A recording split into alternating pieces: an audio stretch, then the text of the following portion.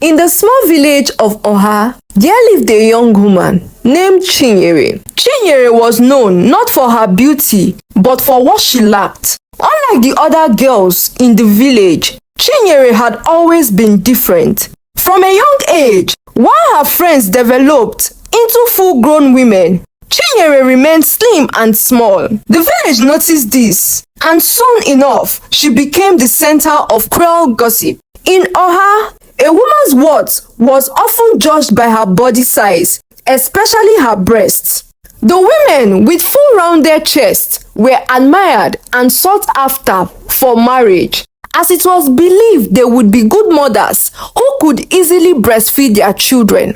Unfortunately for Chinyere, her chest remained flat, and this made her a target for mockery. Who will marry her? She doesn't even have breasts. The village women would whisper as Chinyere passed by the market. How can she take care of her children when she has nothing to feed them with? Others would say with laughter in their voices. The girls who once played with Chinyere as children had now turned into women who ridiculed her. They would laugh loudly when she walked by and flaunt their own full figure in front of her. Though Chinyere felt hurt by their words, but she kept quiet. She continued with her daily chores, hiding her pains as best as she could. At home, things were no better. Chinyere's parents, Anuli and Ifoma, had begun to lose hope in her. Her mother, Ifoma, especially, she believed Chinyere was cursed. Why is our daughter like this? Ifoma would cry to her husband. All the girls her age are getting married, and even Adaku, her younger sister, has found a husband. But look at Chinyere. No man wants her. Would you blame them? Look at her chest, so flat like slippers. Her father Anuli would sigh deeply, but say nothing. Deep down, even he believed something was wrong with Chinyere. He treated her with a cold distance, often ignoring her as if she were a disappointment. Anuli and his wife, Ifoma, were blessed with 3 beautiful daughters. Anuli showered his 2 other children, Uloma and Adaku, with so much love and affection, but Chinyere got none. For every festive period, he bought new clothes, shoes, and gifts for his other children and left Chinyere out. He believed that since Chinyere wasn't growing, he didn't have to waste money on purchasing new clothes when she could always repeat her old ones. As the years passed by, Chinyere's loneliness grew. She watched as her friends got married, one after the other. Her younger sister, Adaku, beautiful and full-figured, was married to a wealthy farmer from a nearby village. On the day of Adaku's wedding, Chinyere stood at the edge of the crowd, clapping along with the others, but feeling an overwhelming sadness inside of her. She knew that no one would ever look at her the way they looked at Adaku. The villagers' whispers only grew louder after Adaku's marriage. Her younger sister is married, but Chinyere, she will never marry. They said with pity and scorn. Chinyere, however, remained kind-hearted and humble. She tried not to let the hurtful words of others break her down, but often she felt lost and hopeless. She wondered if she would ever be loved or if truly she was cursed. One day, a surprising news swept through the village of Oha. A rich man from the city named Afam was coming to the village in search of a wife. Afam was known far and wide as a successful businessman. Afam was tall and handsome with plenty of wealth. He had everything a man wanted except for a wife. After spending years in the city, he decided he wanted to marry a woman from the village, someone who was traditional, respectful, and very humble. The news excited the entire village. Mothers rushed to prepare their daughters, dressing them in their finest wrappers and adorning them with beautiful and colorful beads. The young women of Oha Those who had once mocked Chinyere were the most excited ones. They saw Afam as the perfect catch, and they were determined to win him over. When Afam arrived the village, he was welcomed with open arms. The elders showered him with great respect, and the young women of Oha flocked around him, hoping to catch his attention. They giggled and flirted with him, showing off their beauty and curves, hoping that one of them would become his wife. Afam, however, remained calm and polite, though none of the women seemed to capture his interest. Days went by, and still he had not chosen any one of them. The villagers began to wonder if perhaps even their most beautiful women were not enough to impress a man of his status. Adaobi, who was considered as the most beautiful girl in Oha, decided to go after Afam. She was one woman who every man in the village admired and wished to have. She was very beautiful and had the necessary curves for a good wife. On a calm afternoon, Adaobi paid Afam a visit, hoping to grab his attention. When she got to his house, she was received with open arms. She was loved by Afam's mother almost immediately. Soon, Adaobi got talking with Afam, and the two became close. Afam's mother was proud of her son. She danced and praised him for choosing right. "My son, you have done me well. Even your father will be proud of you in his grave. Let me just be frank with you. You see that Adaobi girl? She is the finest girl in this village, and even with her beauty, she is very humble. She's not like one of those village girls who pretend a lot. Adaobi is very decent. I can guarantee you with my full chest, my dear son." Afam's mother was glad that her son will not only be getting married, but her grandchildren will be well fed, as Adaobi had the necessary body to keep a home. Soon, the two lovers started hanging out more often. Most times, Afam would drive to Adaobi's house to pick her up. Afterwards, they would go to the bush bar, eating and talking as new lovers. One day at the bar, Afam gave Adaobi a few notes to pay for what they had eaten, while he rushed outside to urinate. When he returned, what he saw shocked him. The owner of the bar held Adaobi's dress, screaming she was a thief. At this point, people had gathered them, trying to understand what was going on. Afam pleaded with the woman to leave Adaobi's dress and tell him what the matter was, and maybe there was a mix-up somewhere. The woman hesitated, but eventually she freed Adaobi's dress. She narrated what had happened between them. She told the crowd that Adaobi had tried to escape without her paying up for what she had eaten. But luckily for her, she caught Adaobi as she tried to sneak out. Afam couldn't believe his ears. He tried to ask Adaobi if what the woman said was true, but Adaobi covered her face in shame. Afam apologized to the woman, paid her, and silently drove Adaobi back to her father's house. Afam couldn't imagine how a beautiful girl could be involved in such a shameful act. When they got to her father's house, he dropped Adaobi off and never spoke a word to her. When he got home, he narrated the ordeal to his mother, who then expressed her disappointment in Adaobi. Afam's mother quickly realized the reason Adaobi's previous relationships had failed. Even with all her beauty, Adaobi was a thief, a common thief. Afam's mother encouraged him to move on. She told him there were other well-mannered and well-behaved girls in the village. It didn't take long. Afam readjusted himself into his search for a good wife.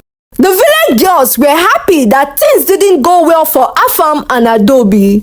They tried to capture the attention of Afam again. One day, Chinyere, as usual, was avoiding the crowd. She knew she had no chance of catching the attention of a man like Afam, so she focused on her chores. She was on her way to the stream to fetch water when she crossed paths with Afam. Chinyere hadn't even noticed that Afam was nearby until he spoke to her. "Good afternoon," Afam said with a smile. Chinyere was shocked. She nearly dropped the pot of water she had balanced on her head. She knew who he was, but she couldn't understand why he was talking to her. "Good afternoon," she said softly, her eyes cast down in respect. Afam looked at her closely. Unlike the other women, Chinyere wasn't trying to impress him at all. She was quiet and humble, her beauty hidden beneath her modesty. There was something about her that captured him. "What is your name?" he asked. "Chinyere," she replied, still confused about why he was interested in her. From that day onwards, Afam looked out for Chinyere. Whenever he could, he would walk with her to the stream, visit her parents' compound, and ask her about her life in the village. Chinyere, though shy at first, slowly began to open up to him.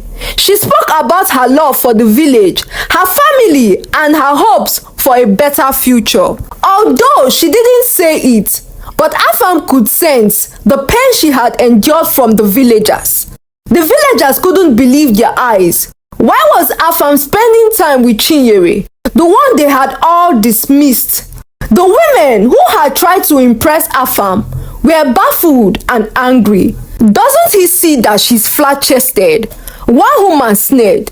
"She has nothing to offer him. How will she take care of his children?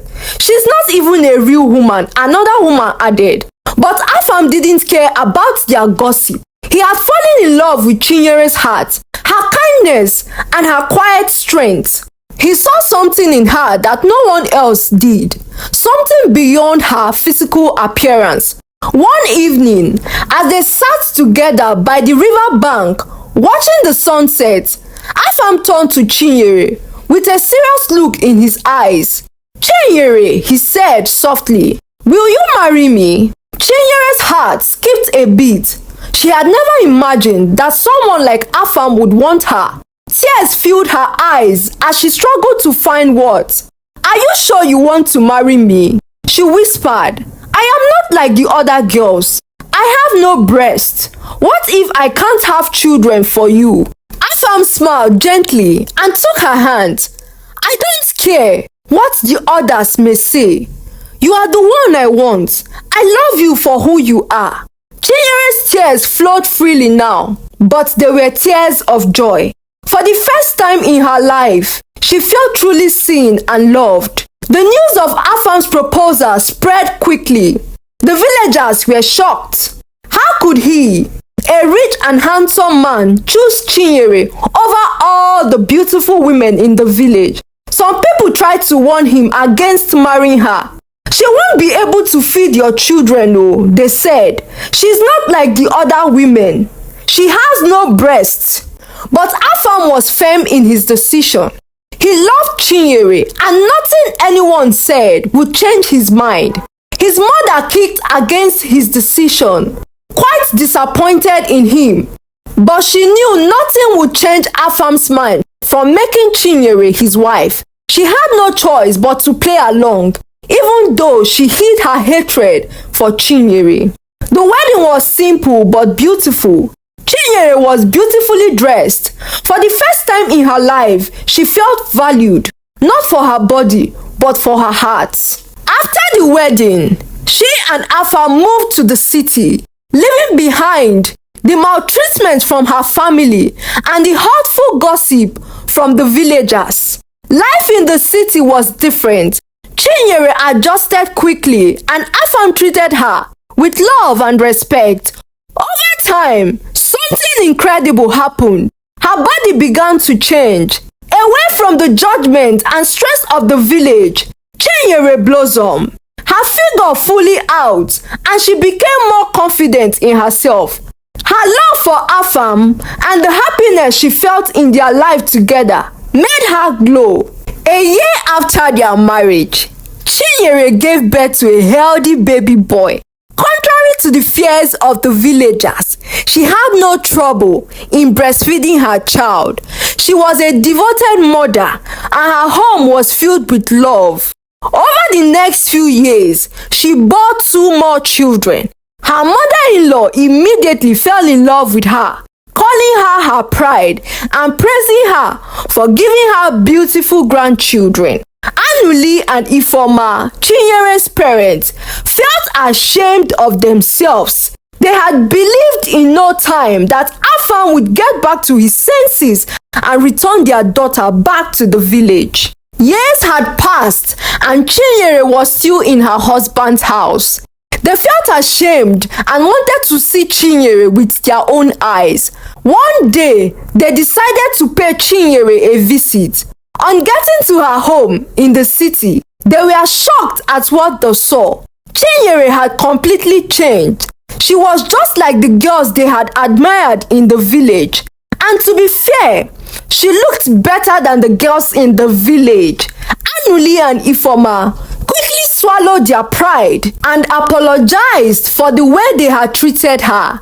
They couldn't believe their daughter Chinyere had transformed into such a beauty. However, Chinyere told them that she had forgiven them even before they apologized. Although she was not treated right by her parents and her entire family, she truly forgave them. 2 years later, during the Christmas season, Chinyere and Afam returned back to Oha with their children. As they walked through the village path, the people could hardly believe their eyes.